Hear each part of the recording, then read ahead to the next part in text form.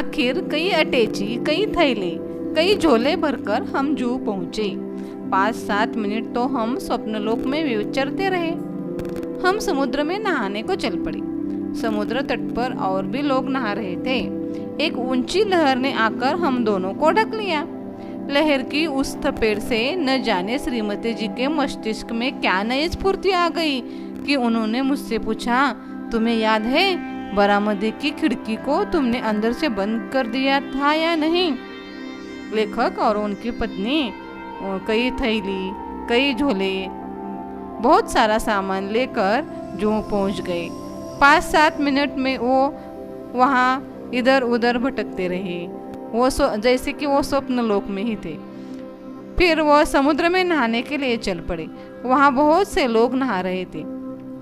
एक समुद्र में नहाते वक्त एक ऊंची लहर आकर उन दोनों को लहर ने ढक दिया।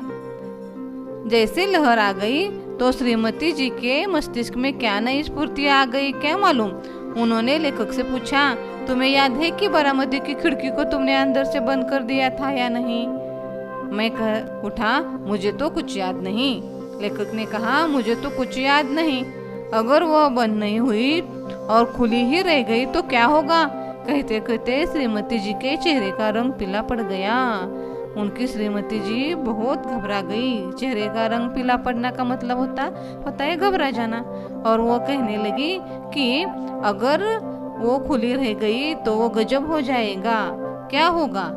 कहते कहते उनकी श्रीमती जी का चेहरे का रंग पीला पड़ गया, यानी कि वो बहुत घबरा गई। मैंने कहा, चलो छोड़ो अब इन चिंताओं को, जो होना होगा हो जाएगा।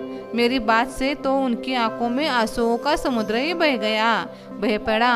उनके कांपते होठों पर ही शब्द थे, अब क्या होगा? लेखक ने उन्हें कहा, छोड़ दो सब चिंताओं को, जो होना है वो होगा। लेखक ने ऐसे बताया तो उनकी श्रीमती जी के आंखों में आंसू आ गए और उनके होठ कांपते कांपते होठों ने वो बोली थी, अब क्या होगा? और अगर खिड़कियां खुली रह गई तो घर का क्या होगा? यह सोच उनकी अधीरता और भी ज्यादा होती जा रही थी। जिस धड़कन का इलाज करने को जू पर आया था वह 10 गुना बढ़ गई थी। मैंने तेजी से मोटर चलाई। मोटर का इंजन धक धक कर रहा था, लेकिन मेरा दिल उससे भी ज्यादा रफ्तार से धड़क रहा था। उनकी लेखक की पत्नी बहुत घबरा गई थी और उनके आंखों में आंसू आ गई। वो रोने लग गई। अब क्या होगा कहने लगी। अगर घर की खिड़कियां खुली रह गई तो अपने घर का क्या होगा, ऐसे कह रही थी। यह सोच उनकी अधीरता और भी ज्यादा होती जा रही थी। जिस धड़कन का इलाज करने के लिए वो जू पर आ गए थे वो वही धड़कन ही उनकी 10 गुना बढ़ गई थी। लेखक ने तेजी से मोटर चलाई और उन्हें ऐसे लगा कि मोटर का इंजन भी धक धक कर रहा था, लेकिन उस इंजन से भी ज्यादा लेखक का दिल तेज रफ्तार से धड़क रहा था। जिस रफ्तार से हम गए थे उतनी रफ्तार से वापस आ गए। अंदर आकर देखा कि खिड़की चटखनी बदस्तूर लगी थी। सब ठीक ठाक था। मैंने ही वह लगाई थी, लेकिन लगाकर यह भूल गया था कि लगाई या नहीं। और इसका नतीजा यह हुआ कि पहले तो मेरे दिल की धड़कन बढ़ी थी, अब श्रीमती जी के दिल की धड़कन भी बढ़ गई। मुझे याद आ रहे थे पूर्ण विश्राम और पूर्ण निरोग। साथ ही यह विश्वास भी पक्का हो गया था कि जिस शब्द के साथ पूर्ण लगता है वह पूर्ण भयावह ही होता है। लेखक और उनकी पत्नी तेज रफ्तार से घर आ गए और उन्होंने अंदर जाकर देखा कि खिड़की की चटखनी लगी थी। सब ठीक ठाक था और लेखक ने ही वही लगाई थी, लेकिन वह भूल गए थे कि लगाई है या नहीं लगाई। और पहले तो लेखक के दिल की धड़कन बढ़ गई थी, अब श्रीमती जी के भी दिल की धड़कन बढ़ गई थी। लेखक कहते हैं कि मुझे याद आ रहे थे पूर्ण विश्राम यह शब्द, पूर्ण निरोगी यह शब्द डॉक्टर के, और उन्हें विश्वास हो गया कि जिस शब्द के साथ पूर्ण लग जाता है वह पूर्ण भया हो जाता है। इस तरह इस पाठ में लेखक ने बड़ी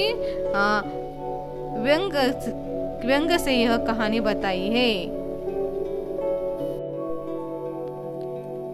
पाठ की शब्द वाटिका। धोकनी करना का मतलब हवा भरना। झल्लाना, झल्लाना का मतलब है बहुत बिगड़ जाना, झुंझलाना। पाठ में आए मुहावरे, आंखों से ओझल होना, इसका मतलब है गायब हो जाना। दूसरा मुहावरा है हाथ बटाना, सहायता करना। तीसरा मुहावरा है चेहरे का रंग पीला पड़ना, इसका मतलब है घबरा जाना। और चौथा मुहावरा आया है धुन सवार होना, इसका मतलब होता है लगन होना। और पाठ का स्वाध्याय, सूचना के अनुसार कृतियाँ, संजाल पूर्ण करो। इसमें गैरेज की सूची में लिखी हुई चीजें कौन कौन सी चीजें थी? पहली तो ट्यूब वाल, रबड़ सॉल्यूशन, हवा भरने की पिचकारी, गैलन इंजन। इस तरह यह संजाल पूर्ण होता है।